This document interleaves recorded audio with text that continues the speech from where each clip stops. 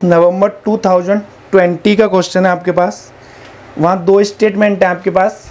First statement में आपके पास गिवन पीडी है, वो है आपके पास u x x minus 2 times u of x y plus 1 minus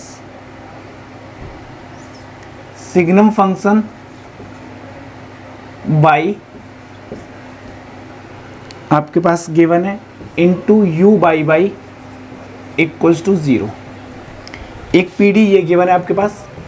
और सेकंड स्टेटमेंट में जो गिवन पार्शियल डिफरेंशियल इक्वेशन है y into u x x plus x into u of y equals to 0।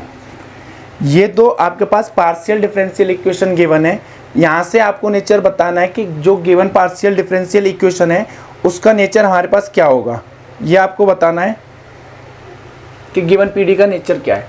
तो यहाँ आपके पास जो वैल्यू मिलेगी, ए की वैल्यू आपके पास क्या है 1 फर्स्ट स्टेटमेंट के लिए, बी की वैल्यू आपके पास -2 है, सी की वैल्यू आपके पास 1 minus signum function of by है।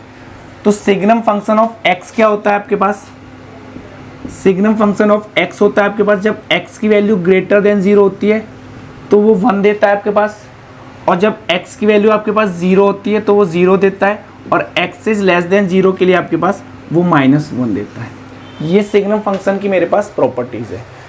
तो ये आपके पास सिग्नम फंक्शन बाई है। तो जब मैं यहाँ B square minus 4ac calculate करूँगा तो वो क्या मिलेगा आपके पास, b की value -2 that is 4 -4 times a की value 1 into 1 minus signum function by that is, इसको अगर मैं 4 माइनस 4 प्लस आपके पास क्या मिलेगा 4 इंटू सिग्नम फंक्शन बाई, तो 4 से 4 कैंसिल आउट, तो दैट इज आपके पास 4 into signum function of by. अब आपके पास बाई के नेचर पर डिपेंड कर रहा है फर्स्ट स्टेटमेंट कि पीडी हमारे पास क्या होगी। सेकंड में अगर आप कैलकुलेट करेंगे इसके लिए तो बी स्क्वायर आपके पास क्या है 0 -4 ए की वैल्यू आपके पास क्या है बाई, सी की वैल्यू आपके पास क्या है एक्स, तो यहाँ आपके पास क्या मिलेगा -4x इंटू बाई। तो ये डिपेंड करेगा एक्स और बाई के नेचर पे, ये बाई के नेचर पे डिपेंड कर रहा है। तो फर्स्ट ऑप्शन है हमारे पास, जैसे कि equation first is parabolic for by is greater than 0।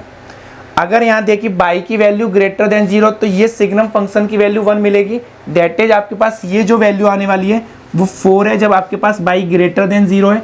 By की वैल्यू जब 0 होगी तो आपके पास ये क्वांटिटी 0 रहेगी, और जब बाई की वैल्यू आपके पास लेस देन 0 रहेगी तो ये -4 होगी। तो यानी कि आपके पास फर्स्ट स्टेटमेंट के लिए जो पीडी का नेचर होगा वो बाई ग्रेटर देन 0 के लिए हाइपरबोलिक, बाई इक्वल्स टू 0 के लिए पैराबोलिक, और बाई लेस देन 0 के लिए इलिप्टिक।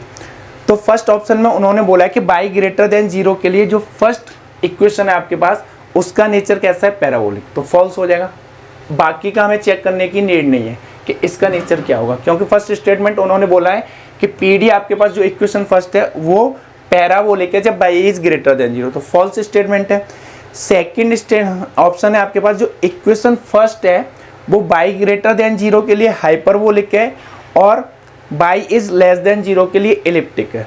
तो हमारे पास इक्वेशन फर्स्ट में आपके पास नेचर देख सकते हैं, यहाँ बाई ग्रेटर देन 0 के लिए क्या है हाइपरबोलिक, लेस देन 0 के लिए आपके पास ये क्वांटिटी नेगेटिव है तो इलिप्टिक। सेकंड स्टेटमेंट आपके पास ट्रू है।